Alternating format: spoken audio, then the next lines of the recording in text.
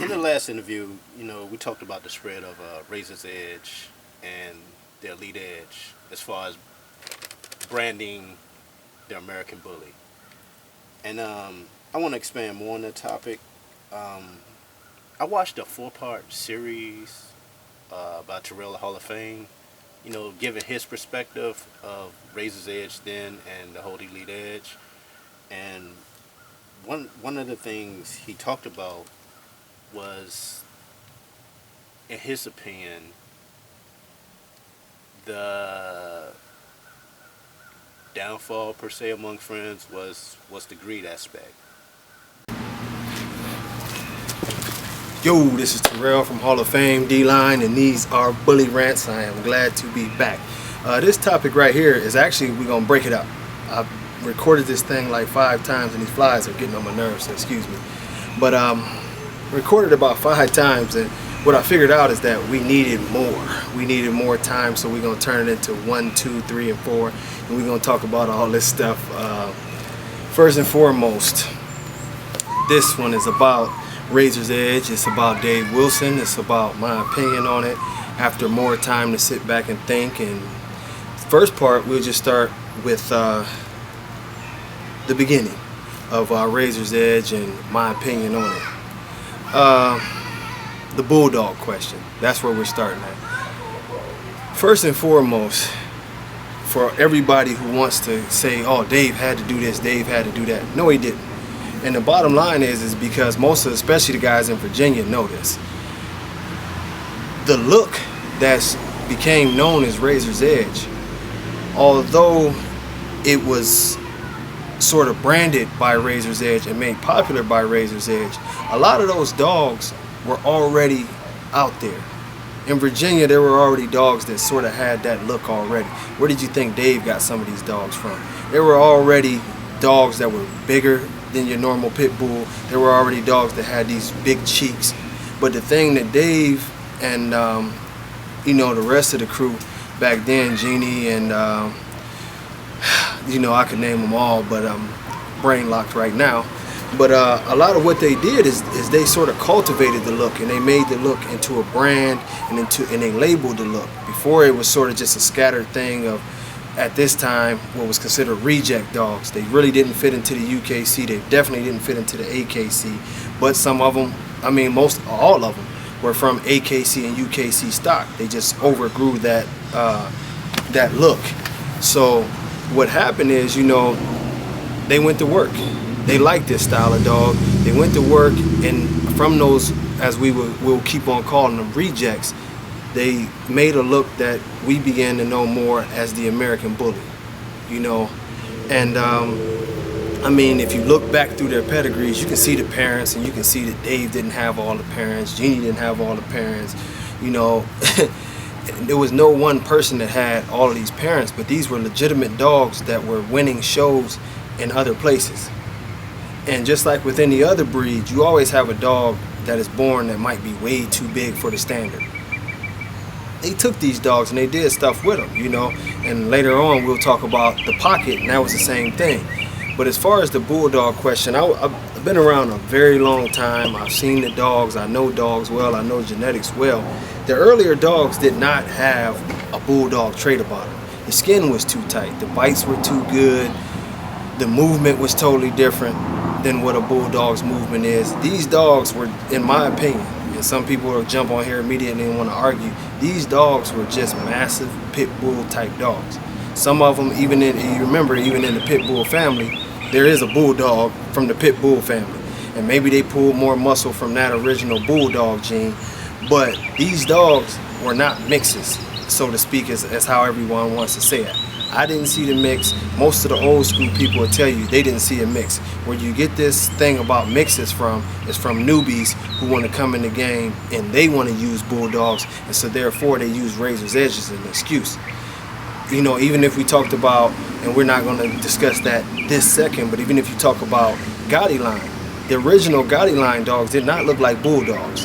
That trend started later on, and we'll discuss that later. But as far as the beginning and the origins of Razor's Edge, in my opinion, they were what he said they were. They were staffies and they were pit bull mixes. Some were massive. a lot of the dogs that we were getting still looked exactly like pit bulls, and we would have to sort of puppy mill. A lot of times we would do a million breedings to get a couple dogs that looked like they were supposed to. We ain't gonna cut any corners. That's what Dave was doing when I came along. I had a lot of litters just to get a certain look myself, but the look had already been more cultivated by the time that I came along, which was a few years later. So that's part one, the bulldog question. We're gonna get into part two in just a second. Peace.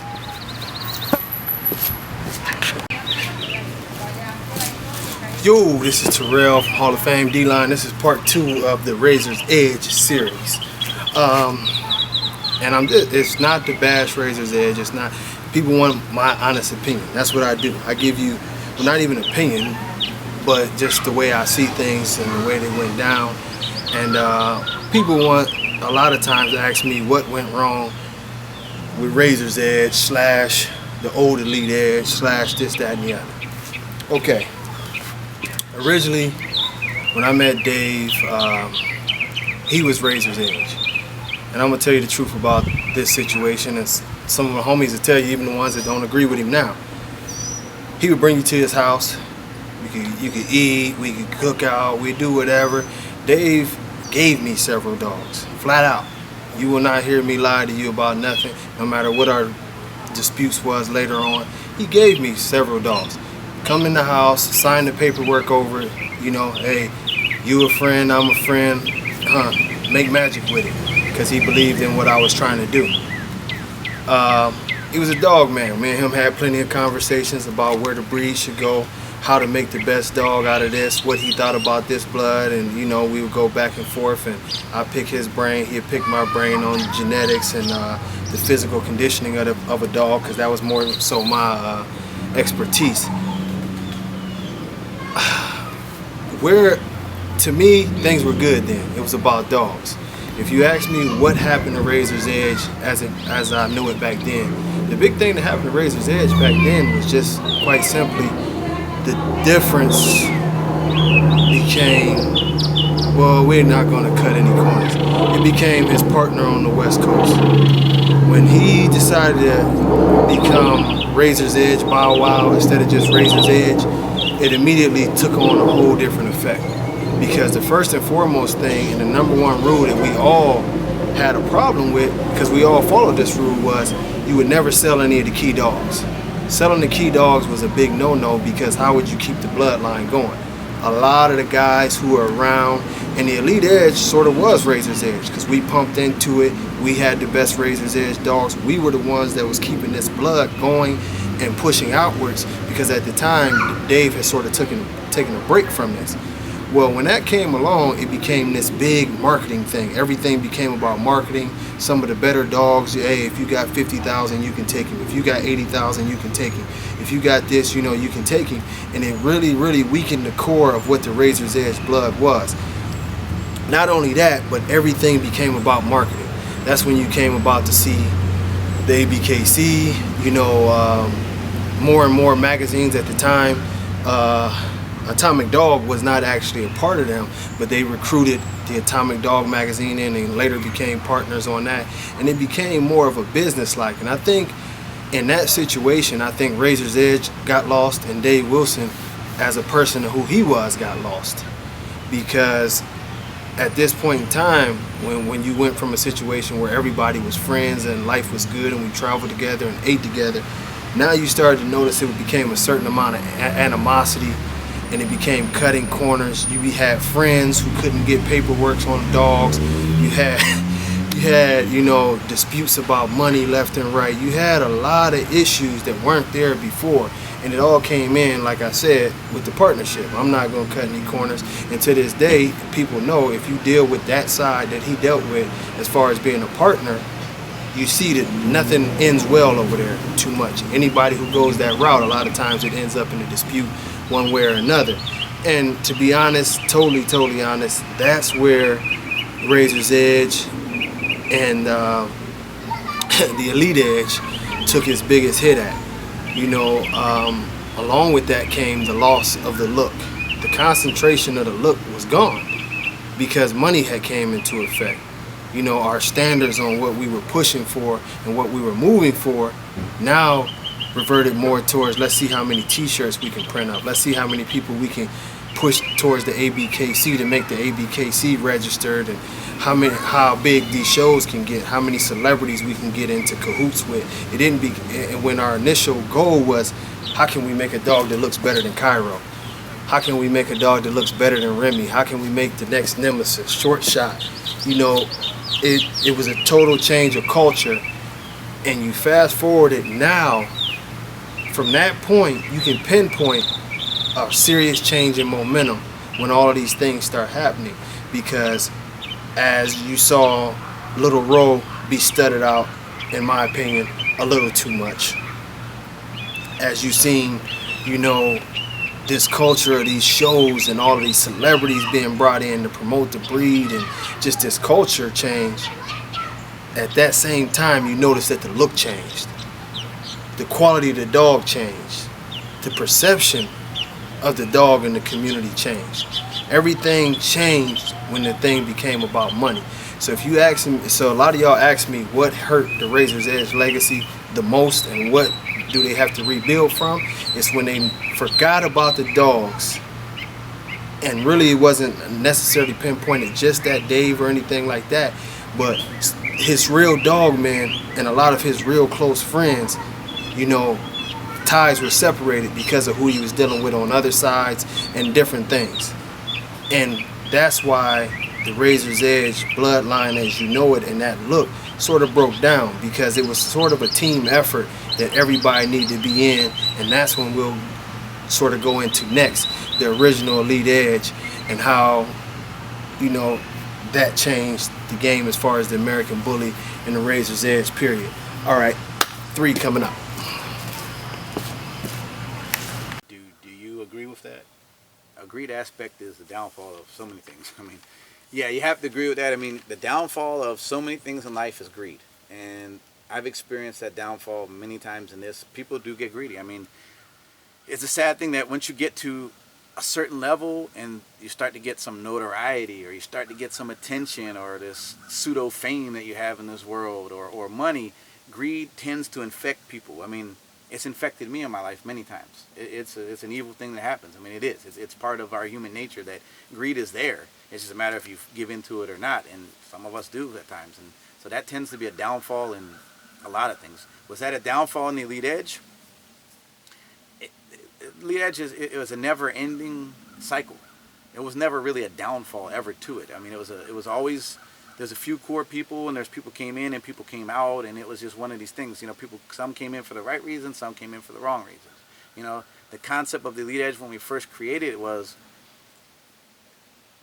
I don't know what you want to speak on or not, but I can back up and tell you more about the Elite Edge, because the Elite Edge is very, very important in the American Bully. To be honest with you, if there was no Elite Edge, there wouldn't be an American Bully. And he talked about that. And this is the truth. And he said that. Yeah, he said that. See, when we back up a little bit, at that time when we were in the dog world and we were isolated from the world we had because the UKC changed their standards, and we've talked about all this in the past, how they pushed us out. Maybe we'll recap on that later. But we really didn't have anywhere or any way to display our dogs. So the concept of the Elite Edge was, let's get a group of solid guys breeding at that time Razor's Edge, my style of Razor's Edge, around the U.S. That way we had support in all these places. So if we went here, we could have a barbecue. If we went out here, we could get people together. So we would have some unity and some support. So that was the concept, just some good solid guys. At that time, the internet was starting to become something. So us as the Elite Edge, we formed our group, we formed a web page, but then we also formed a message board. It was the very first message board. And let me back up again. I don't know that was the first message board. Maybe I said that wrong. Sometimes I might say this is the first. It was the one that meant something. There could have been more. I don't know, to be honest with you. I don't remember. But that was the one that became the foundation of the American Bully. It was called the Elite Edge message board on MSN. It was an MSN message board. It was before Facebook time and all of these things. That became the hub for the American Bully. That was the one place that you could go to learn about our dogs. It was a place that the American Bully name was created on that board. It was something that we ran, and we ran it in a way that was only a positive promotion for our dogs.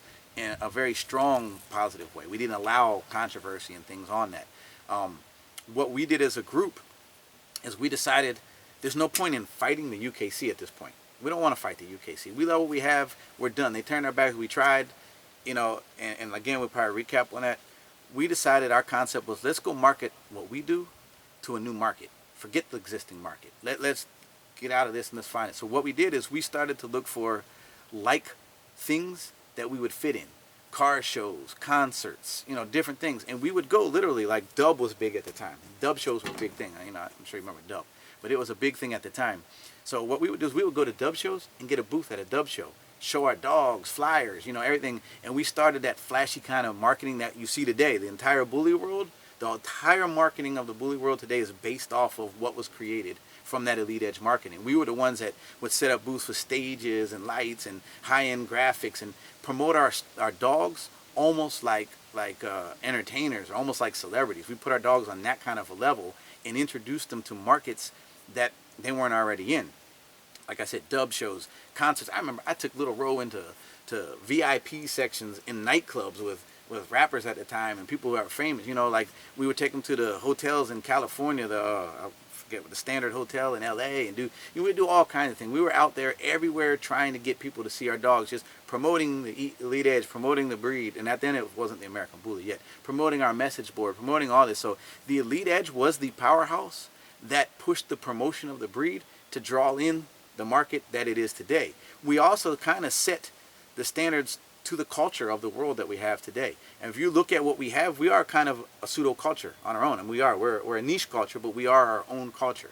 And when we set up the Elite Edge, the concept was there's no discrimination of any way. We're here, we want to have people from all races, all walks. Doesn't matter what religion you are, even if whatever your affiliations were, anything, it didn't matter. We wanted something where we could all come together and work together for this breed. We all had a common interest, a common bond, and we wanted it to be a family base. So you had a brother here, you had a brother here. No matter where you went, you had somebody, you had family that was there to look out for you. So our concept of how we promoted this breed and how we promoted ourselves, because again, we were stereotyped for a long period of time and looked down upon, but we turned it around and tried to give it an image of, we're popular. This is what we're supposed to do. I mean, to be honest with you, it sounds corny, but we made it cool to have this breed and to do cool things with this breed. So we fought through a lot of barriers to get to where we were. And if it wasn't for the Elite Edge doing this breed would not have the exposure. I know Gotti and all these other lines and things existed, but it was that powerhouse that pushed us and elevated this whole entire breed to get to the next level. It was that. Season 2, it's going down. It's your host Memo of Atomic Dog Magazine. You're watching The American Bully Show, the only TV show that brings you coverage across the nation of all the top dog shows in the American Bully world. This is the only show that's going to represent the American Bully in a positive way. You're watching The American Bully Show. Keep it bully, baby. Welcome to The American Bully Show. This is Memo from Atomic Dog Magazine. Today you're at a new episode, the Elite Edge Barbecue Dog Show. It's going to be live. We're right here in sunny California. It's going to be a great show. Go ahead and check it out. This is Dave Wilson of Razor's Edge, representing Atomic Dog Magazine, a bully magazine for us. And I ran into one of my great buddies, Big Dave from West Coast Customs. Yes, there it is. Your boy Big Dang, West Coast Customs, representing that certified pit bull all day, every day. That's right, we're still here at the Elite Edge Barbecue Dog Show. We're having a good time. Right now we're in the ring checking out a little bit of the competition. And we're going to get a little inside scoop with some of the judges. Hard to judge today? You know what? We do have a lot of really good looking dogs here. Even if you didn't place, you're still a winner. Your dogs are awesome.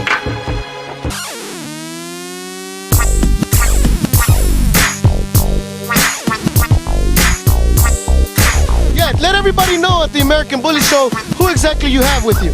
We have Excalibur, about 5 years old. He's got a Gino and Tariq Sasha Blue. Half and half. Half and half, what they mean is two different bloodlines. One bloodline that the dog carries is the Razor's Edge, and the other line is Van Pelt. This is another little quick little schooling that you're getting today at the American Bully Show. That's right. Excalibur himself has produced so many dogs that have went from $10 to $15 to $20,000 at a time to some exclusive breeders. Today, as we're going through the dog show, I'm visiting with a lot of families, and I'm with one. Gomez Pitts. I can see you brought your kids and your dog. What did you bring today? I brought my son. I brought my dog Ice Block. That's right. So what is it that brings you out to these dog shows all the time? It's just the atmosphere, you know. Pit Bull's a bully breed, and you know, kids with pits. I'm walking through the show and I'm gonna interrupt one of the best breeders in the United States, Mr. Marcos from Suarez Bulls. You know, this is an evolution. You know, this is an evolution. This is a revolution. You know, American Bullies is taking over now. This is the new look. You know, this is the new style, which everybody loves. Everybody's adopting, and definitely, you know, the competition nowadays is super tough.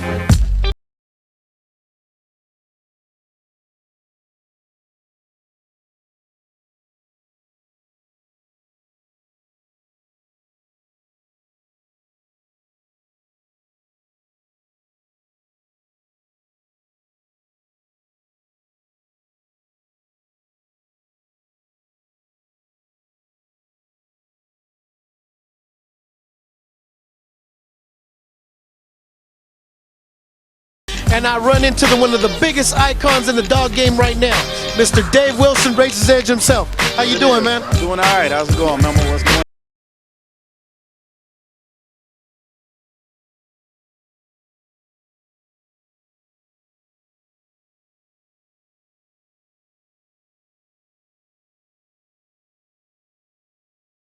Man. So we're still here chilling at the Elite Edge Dog Show. We're having a great time, and I'm here with the host of this event, the Elite Edge. Today is a big positive thing for our breed, for the magazine, for bully trophies that teaming designed. You know, everybody's having a good time. The dogs are having a good time. I mean, you know, what else can you ask for, you know? You flew in all the way from New York. Yes, I did. All the way from the East Coast to come out here to represent my West Coast brothers. This your boy Memo. Once again, I want to thank you for watching the American Bully Show.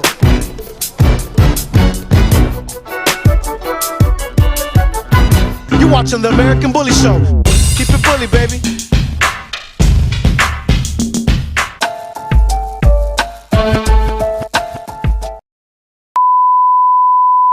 What's up, everybody? It's your boy Memo from Atomic Dog Magazine, right here in Los Angeles in front of the Shrine. That's right, the Shrine where they host the Oscars, Billboard Awards, and the BET Awards. But this year, October the 18th, they hosting the Atomic Dog Super Bully Show, where you're gonna see live performances by Baby Bash, Rob G, Technique, and many more. Also, in this building, you're gonna see some of the baddest bullies in the world, like Remy, Little Ro, Tonka, and Legend. But enough said, I got a few people that got something to say. This is Dave Wilson of Raises Edge. What's up? This is Press from Press Pit. How you guys doing? I'm Richard, but I have representing Guideline. This is Oliver De La Cruz from Cali's Finest. Yo, what's good? This your boy Big Sam from the East Coast, A-Town side. This is Marco with Suarez Bulls Kennels. This is Oscar from Blue Fire Kennels.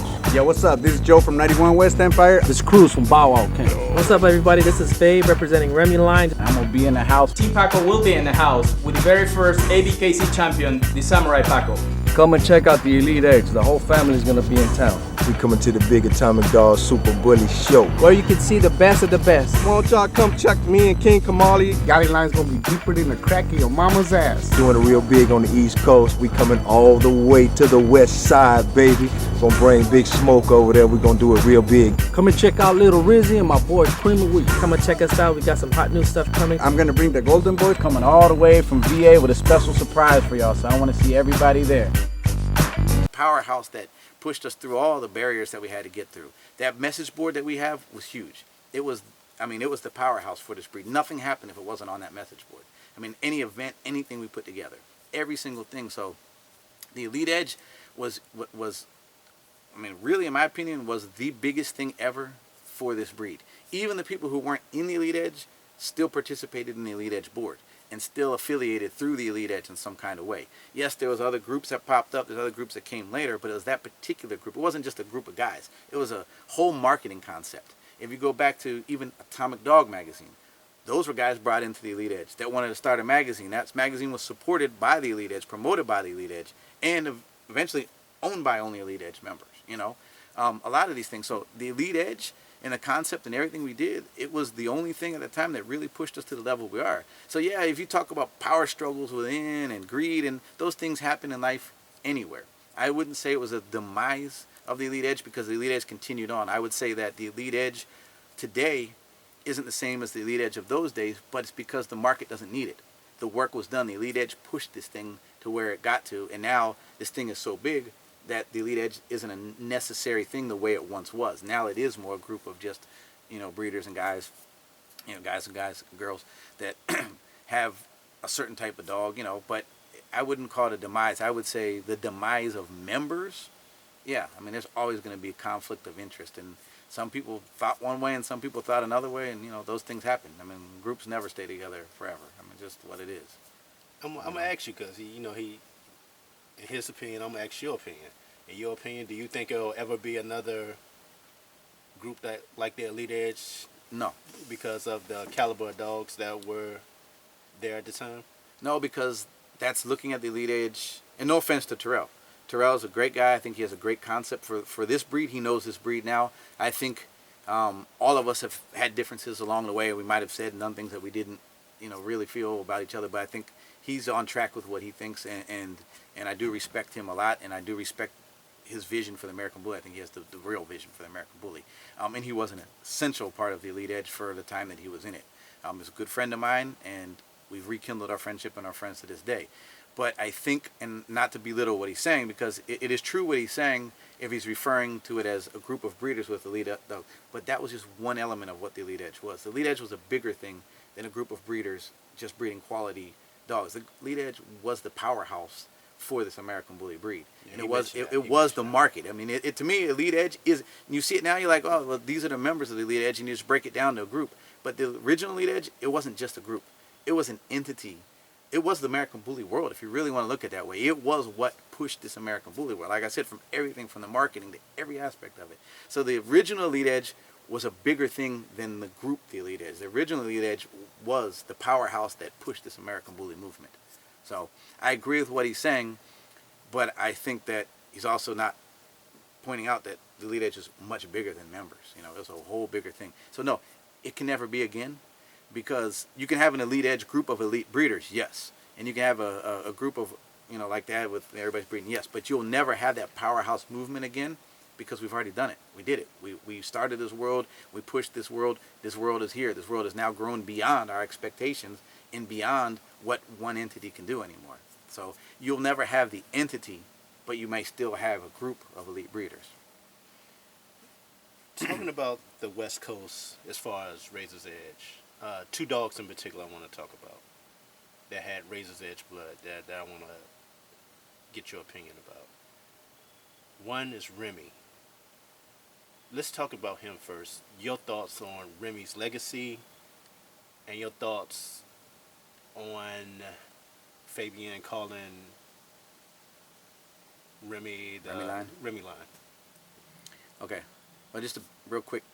Without the West Coast, this wouldn't happen either. The West Coast added an element to what we were doing that finished it. Cruz at the time was my partner, essential in the bond between the two coasts and unifying these things that got it to a whole nother level. So if it was not for the connection between the East and the West Coast on doing this, which brought in Gotti Line and other things, it would have never happened. So the West Coast was a huge factor in the American Bully.